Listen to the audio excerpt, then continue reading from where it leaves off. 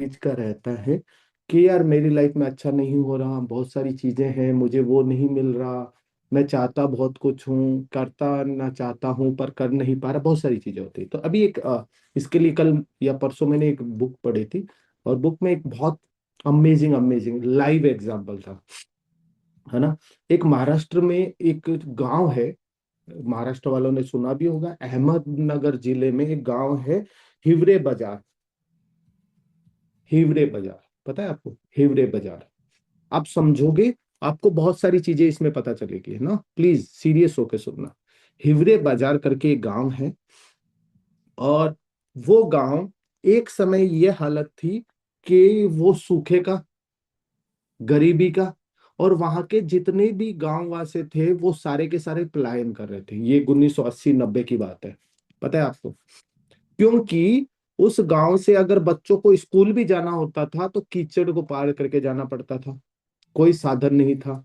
पता है, शहर भी जाना पड़ता था तो गांव वालों को बड़े जंगल से अंदर से जाना पड़ता था, और बड़ी मुश्किल हालत थी। अगर गांव वाले कुछ खेती भी करते थे तो वो खेती का जो भी फसल थी वो शहरों तक पहुंचा ही नहीं पाते थे, कोई ऐसा सीधा डायरेक्ट साधन नहीं था। सोचो। और वहां पर एक पर्सन था जो बहुत ही अमेजिंग, वहां का सरपंच था, पोपट राव पवार। सुनना, प्लीज लिख लो ये नाम और गूगल पे सर्च करना, आपको बहुत सारी स्टोरीज।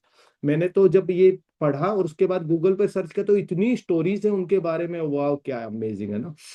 पोपट राव पवार, उन्होंने क्या किया, गांव वालों को इकट्ठा किया, और उन्होंने एक चीज बोली, है ना, कि हम सब गांव वाले एक सबसे बड़ी गलती कर रहे हैं।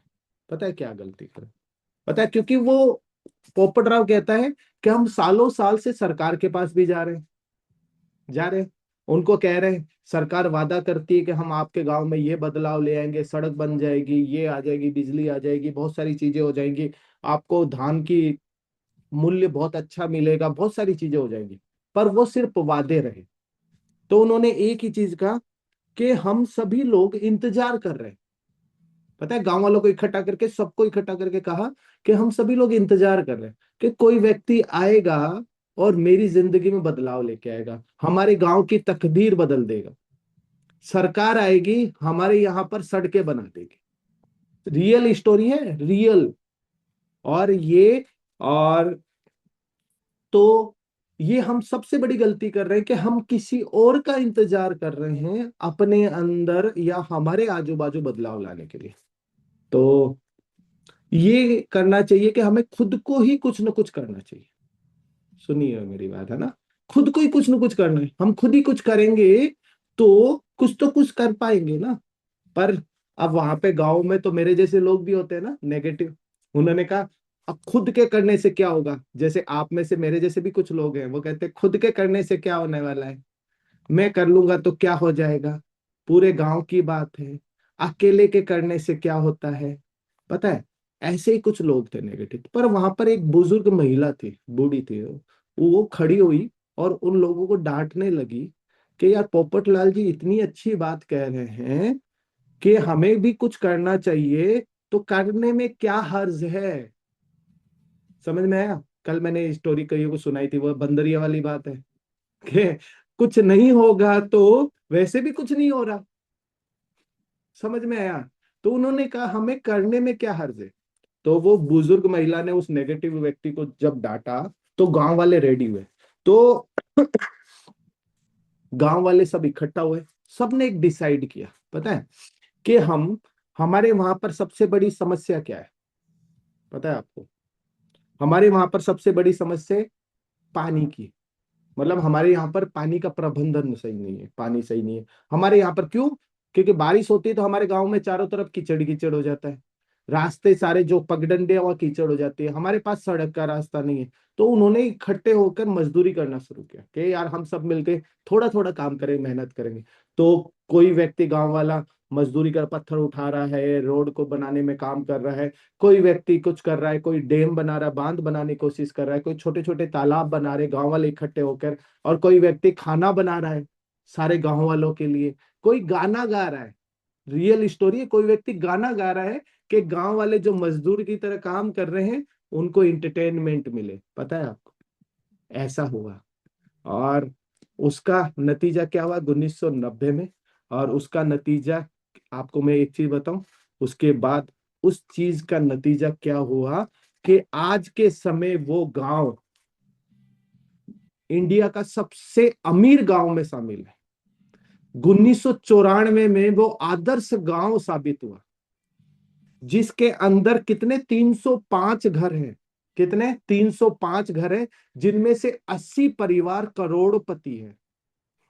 कितने हैं 80 परिवार करोड़पति है, जिनमें से सिर्फ 3 परिवार ऐसे हैं जिनकी महीने की इनकम 10,000 है। सिर्फ 3 फैमिलीज है जिनकी 10,000 है। बाकी सारे लोगों की इनकम 10 लाख से ऊपर की है। सोचो यार, आप सोच के देखिए। और सरकार भी हैरान हो गई कि इन गांव वालों ने कर क्या दिया, क्या एफर्ट्स किया, क्या किया। क्या किया उन्होंने, क्या किया। आपको मैं कुछ चीजें बताऊं, उनके आर्टिकल मैंने पढ़े यार, क्या अमेजिंग चीज है ये। आ, सबसे खुशहाल और हरियाली वाला गांव है। दूसरा, यहां पर इस गांव में एक भी मच्छर नहीं मिलेगा आपको। अगर आपको एक मच्छर मिलता है तो सरपंच की तरफ से 400 रुपये इनाम मिलता है। बताओ, कहीं है ऐसा गांव देखा है आपको? मैं जब बताऊंगा आपको समझ में आएगा। अगर आपको एक मच्छर मिला तो सरपंच की तरफ से आपको 400 रुपये मिल रहा है। पर आज से 20-25 साल पहले वो गांव ऐसा था जहां पर लोग पलायन करने को तैयार थे, गांव छोड़ के जा रहे थे। सोचिए। और वहां पर 80-90 के दशक में सूखा पड़ा हुआ था, भूखमरी थी, बहुत सारी चीजें ऐसी थी। और वहां पर 1990 में उन्होंने एक मिशन स्टार्ट किया, जॉइंट फॉरेस्ट मैनेजमेंट कंपनी बनाई, एक कमेटी बनाई, और जिन्होंने इस तरीके से काम करना शुरू किया। और 1994-95 में आदर्श गांव योजना में ये रेकमेंड हो गया। ओके। देखिए, हमारे सूर्यकांता जी कॉलेज की तरफ से वहां पर गए हुए हैं। सोचो, ये बहुत आदर्श गांव है। सोचिए। और सबसे अच्छी बात, मैं आपको कुछ चीजें, मैंने बहुत सारी चीजें इसको, और यहाँ पर सबसे इंपॉर्टेंट चीज है कि यहाँ पर मूल आलू और प्याज उगाकर, सिर्फ आलू और सब्जियां उगाकर वहां पर इतनी बड़ी इनकम पे। सोचिए। और सबसे मेन, और सारी चीजें एक व्यक्ति के माइंडसेट पे हुई। और आपको पता है 2020, 24 अप्रैल 2020 को पीएम मोदी ने मन की बात में भी उस गांव का और सरपंच का जिक्र किया और उसकी तारीफ की। सोचिए, समझिए। आपको एक चीज तो समझ में आई होगी इस चीज से, लाइव एग्जांपल से। प्लीज लिख लो गांव, अगर आपको पता भी चले। बहुत सारे लोग हैं।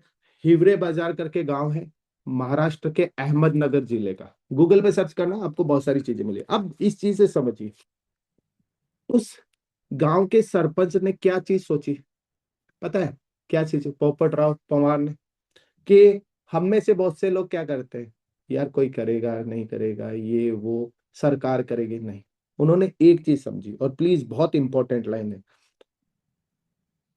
अभी क्यों नहीं और मैं क्यों नहीं।